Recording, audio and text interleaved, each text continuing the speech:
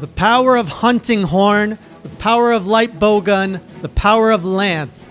I'm now halfway through my pledge to become an omni hunter. We're almost there.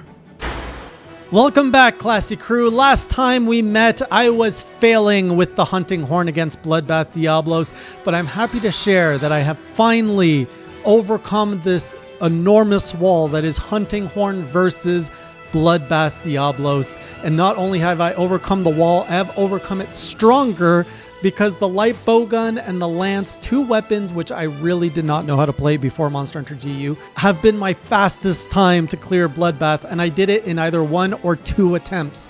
So I'm really hoping, just like dominoes, the next 7 weapons are going to fall and we're going to be done this pledge. So let me share with you how I have amassed the power of hunting horn after a very long grind against this beast. So a few updates. If you want to have the first part of my hunting horn journey against Bloodbath Diablos, please go and look at my journal 18 in my GU journey. Where I left off last time was I had the Gore Magala hunting horn almost fully leveled up, and I still wasn't doing enough damage. And so I tweaked it. I tweaked the build a little bit differently. First of all, I went out and grinded in multiplayer and got my Gore Magala mantle, got my Hyper Gore Magala scales, and I pumped that up to a full, I think it was 310 raw attack hunting horn, which helped a little bit. What helped even more is I moved my decorations around and I increased my affinity at one point to 60%, and that did shave off 10 minutes from my hunt with Bloodbath Diablos, but I lost that hunt. I had to do something better. Another thing is I got rid of my cats, and wow, what a difference that made. So I learned that the cats were pulling so much aggro away from me that I had to keep running after Bloodbath Diablos to bonk him. And every second counts with hunting horn, because I've also learned that the hit zones, something I've never really paid attention to in my entire Monster Hunter journey. Like, I've never been a meta player. I've never tried to optimize, but I have learned this is really stupid to admit this 3 years into playing Monster Hunter. I have learned that it is very important where you hit the monster. So you've basically got blunt attack, I think like sharp attack and another kind of attack on a monster. And depending on where you hit them on the body, it does different damage. Turns out if you have a blunt weapon against Bloodbath Diablos, there's pretty much 2 places you can hit it to do any damage, which is the gut and the legs. You hit it anywhere else, it's a complete waste of your time. By getting rid of the palicos, I was able to pretty much just stay under him the whole time in adept mode, dodging his attacks, going bonk, bonk, dodge, bonk, bonk, dodge. It was a really good rhythm, really smooth. It felt great. And I also had to learn how to time my animation dodges, because the third bonk in the adept dodge animation is longer and it locks you up. So a lot of the times I had to time it so that it was bonk, bonk, dodge, or bonk, bonk, roll out, and then dodge. And it became such a good dance. Like, it felt good to play hunting horn against Bloodbath Diablos, which blows my mind. I never would have said this a year ago. My final build to go against them that I finally won with, I changed up my decorations, so I slotted in Maestro. A bunch of you recommended that last video. Thank you. Maestro does improve. It keeps my songs up longer.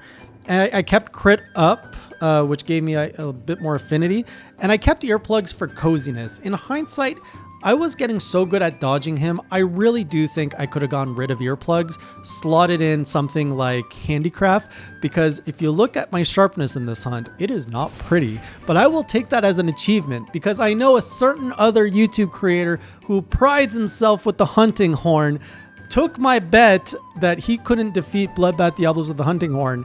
And of course, I'm talking about Uno Hunter. He went out, he did it, good job to him. But I will point out, he's got a fantastic build. My build is crappy, way worse than his, way more garbage sharpness, and we got about the same time. So I'm just gonna flex a little bit and say I did it in the same time with a worse build. So yeah, aiming better, having a better horn, getting rid of the cats, optimizing my decos a little bit, helped me beat this wall, and my final time was 46 minutes and 52 seconds. The absolute worst time I've ever gotten, and 3 minutes away from timing out. I was sweating, but man, what a relief this was when I finally overcame the hunting horn. Looking past, I'm like, oh, what is next? What do we do? What's the weapon? So if you remember a few journals ago, before Hunting Horn, I was going to do light bowgun, which is a weapon I learned to love. I used to hate range weapons, but the light bowgun just feels good in Valor when you're like shooting and then you're hopping at the end when you're in Valor mode. Like you go choo choo and then you do like a little hippity hop. It just feels good. But I was really concerned about what that would be like against Bloodbath Diablos because that's an aggressive monster and using the any bowgun, like you have to keep your distance.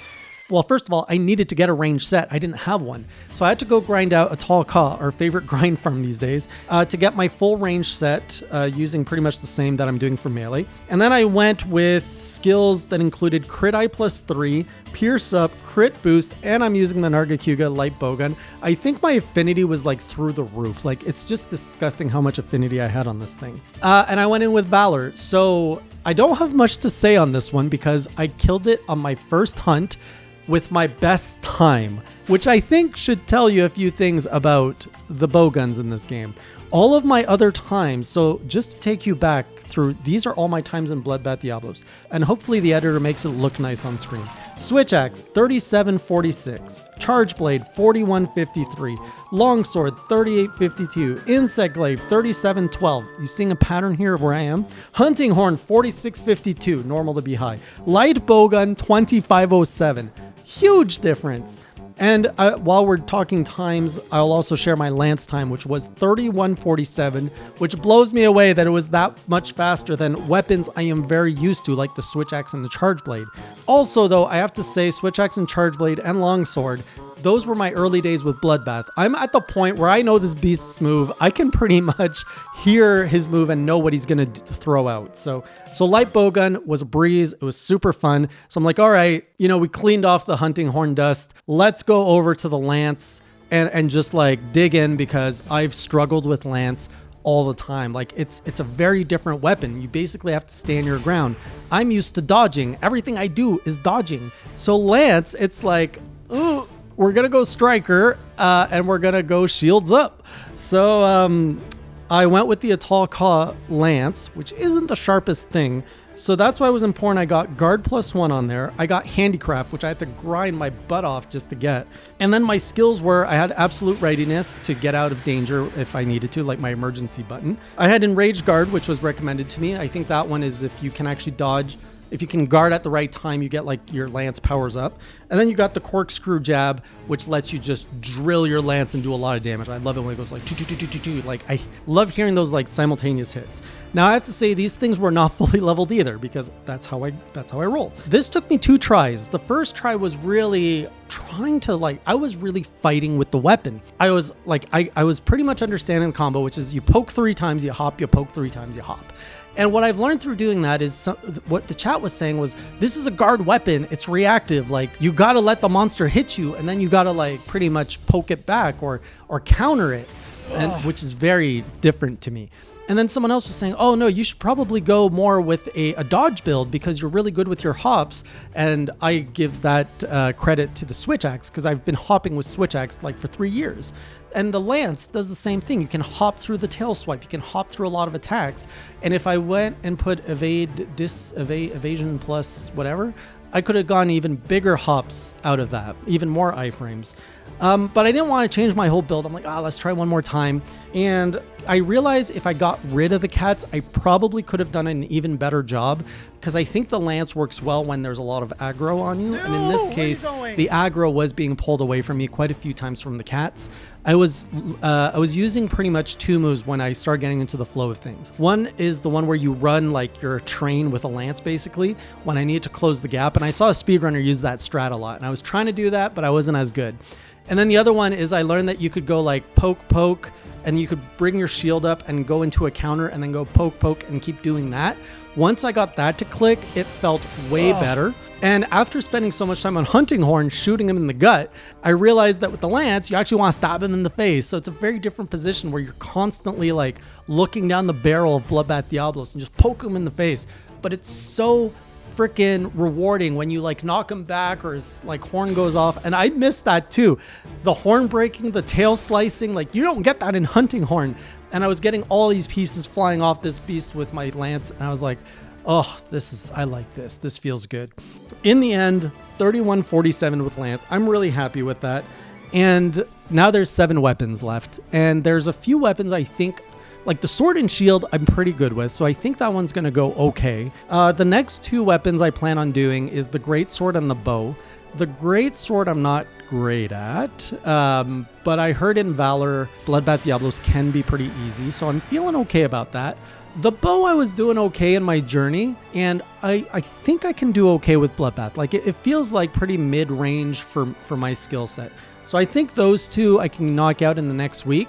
What else do we got? We got dual blades, which I'm really worried about because it's a range issue. Like it's just, they're so short range.